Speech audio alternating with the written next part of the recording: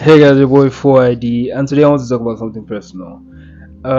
So at the time of making this video, I have about 48 subscribers on this channel, and one of the funny things about that is, obviously, when you hear 48 subscribers, it sounds like, what are you doing? How do you have 48 subscribers after a couple of posts that I've been making? Or you might just feel like it's a normal thing. Maybe it's about growth, and the growth is going to take time. But either way, the truth of the matter is that the reason why I haven't really gotten into growing the page is because I felt like, or I've been feeling like, I just want to grow it organically. I want to grow my page in a sense where I don't really have to do so much promotion, and just create that habit of posting often before I start getting the notoriety from people or getting the attention from people.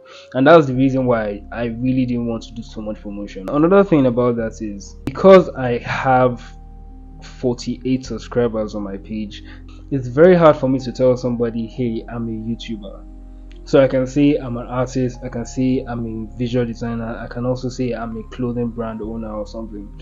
But it's very hard for me to tell somebody I'm a YouTuber or I'm a content creator, because I don't really know exactly where or exactly at what point you have to be for you to be able to say I do YouTube as a job. I don't know if you have to have 500 subscribers. I don't know if you have to have 1,000 first. I don't know if you have to have get paid by the AdSense or something before you can easily say I'm a YouTuber. And so because of that, I don't really want to just jump into it and say it to anybody, because then you might check my page and not really see anything that is that is up to the standard that is expected, even though I've been doing as much as I can to make not not overly produced videos, but quality videos enough for me to say I'm a content creator or I'm providing value to people. So that's one thing. But I think one of the disadvantages of not being able to say that is the fact that that's also the reason why it is hard for me to grow my page, because then I can't really introduce myself as a YouTuber, and I cannot really connect with people as a YouTuber. So it's very hard for me to ask somebody or tell somebody, oh, check out my page or subscribe to my page. Or it's very hard for me to speak to people who I know to join the page or something, because I can't really just step up and say I am a YouTuber at this point. Basically, one of the reason why I'm bringing this up and where this leads me to is the topic from before, which is about identity.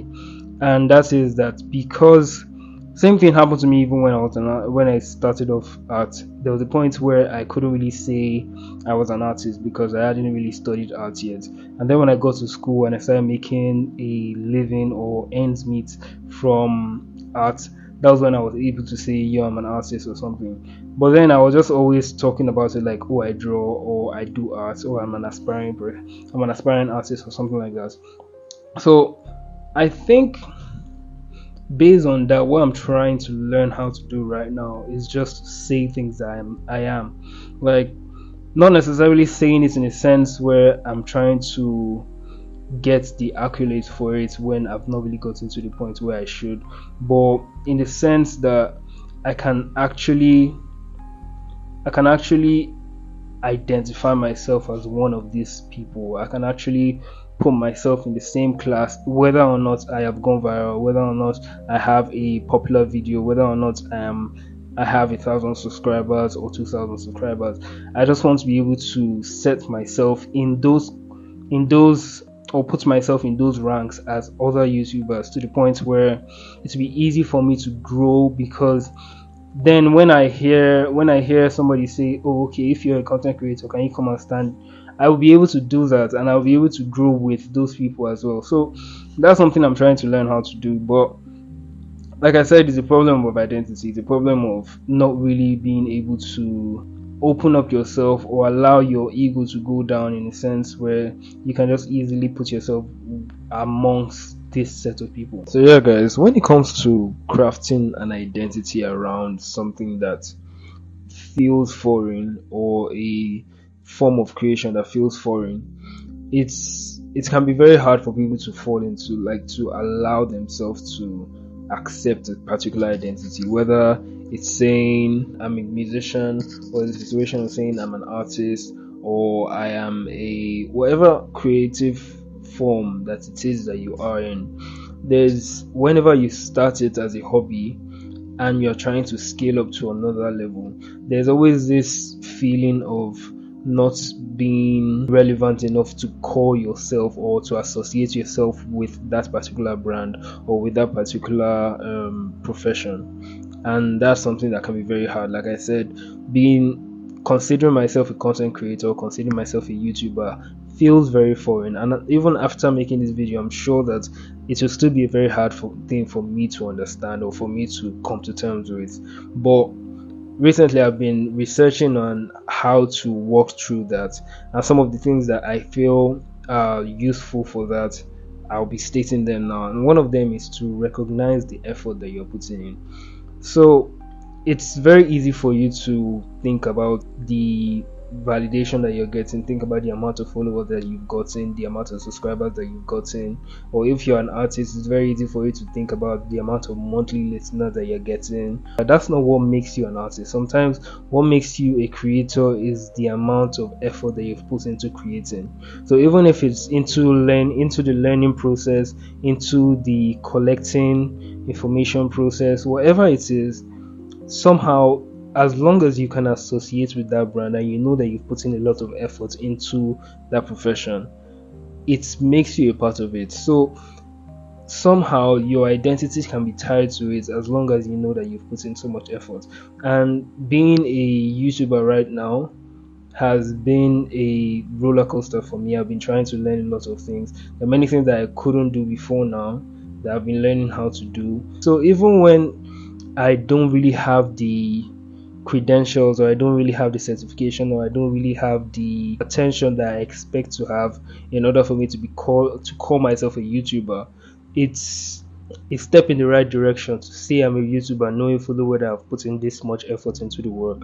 So that's one thing. Number two is to value your contribution, and valuing your contribution means that there's a lot of things that you are putting into, not just about the effort that you're putting in, but there's a lot of conversations that you're bringing up. There's a lot of value that you're bringing into the market that you, as long as you're doing it genuinely, nobody can really take that away from you. Like the amount of videos that I've done and the amount of conversation that I've had, as much as there are many people who have conversations such as that, my voice being put into those conversations cannot be taken away. So there's fulfillment knowing fully well that I've put in something into the world that probably will never be able to come back to me void, because it has probably reached somebody, and it's almost impossible for it not to have made a change in somebody one way or the other, even if it's such a subtle change, even if it's a direct or indirect change.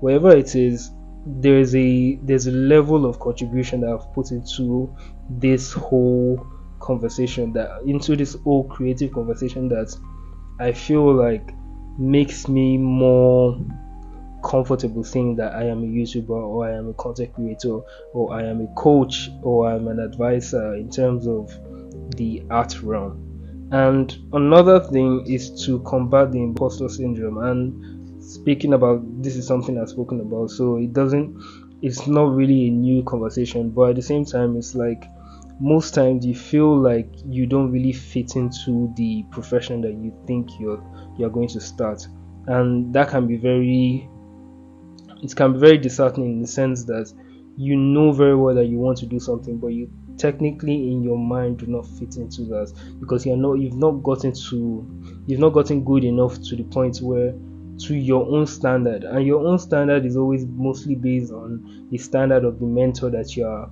putting on a high pedestal, and that high pedestal it's probably not what you require in order for you to be considered good enough. So if you're putting somebody that has like 1,000 subscribers, or 10,000 or 200,000 or whatever on a pedestal like that, your 20 subscribers will not mean anything. But 20 subscribers are actually people. 20 subscribers are actually people that you're meeting whose needs that you're meeting at one way or the other. And I'm using YouTube because that is the conversation that I'm starting with. But like I said, if you have any profession, or if you have any form of creation that isn't just content creating, that you know very well can be able to fit into this conversation like this, I think you should really put that into mind and know that you can always identify yourself as one of those people, whether or not you are at the top level, or you're at the lowest point, or you're just starting out, or you're in the intermediary. You can always call yourself, oh, I'm a TikToker, I'm a YouTuber, I'm a content creator, I'm an artist, I'm a graffiti artist, I'm a this. Even if you've just painted on one small toilet wall, you can call yourself a graffiti. Call yourself a graffiti artist if that's all you need. If you've only painted on a sketch pad, you can call yourself a painter. You can call yourself a renowned artist. And I'm not saying to say it in the sense where you are deluded and think that you've gotten there or made it to the top or anything.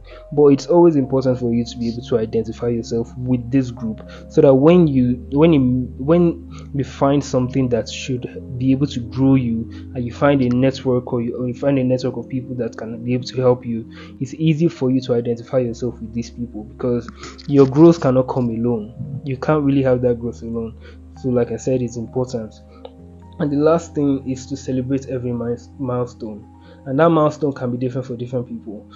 A milestone for me can be reaching 50 subscribers, and a milestone for the next person can be reaching 500. A milestone for the next person might be reaching, I can't compare myself to somebody like Mr. Beast, so his milestone can be different, but the happiness and the joy and the fulfillment that you might be able to get from reaching that particular milestone might be the exact same happiness that he gets from that. Most times we think that with every higher step there's a higher level of happiness or something, but if you can be able to celebrate and be happy with every single step that you make, then you can always identify yourself with that step.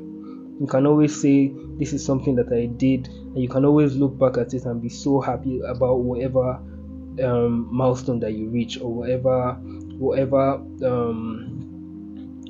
new level that you cross. Those are the 4 things that you have to think about. Number 1 is to recognize your efforts. Number 2 is to value your contribution. Number 3 is to combat the imposter syndrome. And number 4 is to celebrate every milestone. So thank you very much for listening. I remain 4ID, and if you like this video, please leave a like, subscribe, and please leave a comment as well if you have a conversation that you'd like to have next time, or a topic that you'd like me to talk about.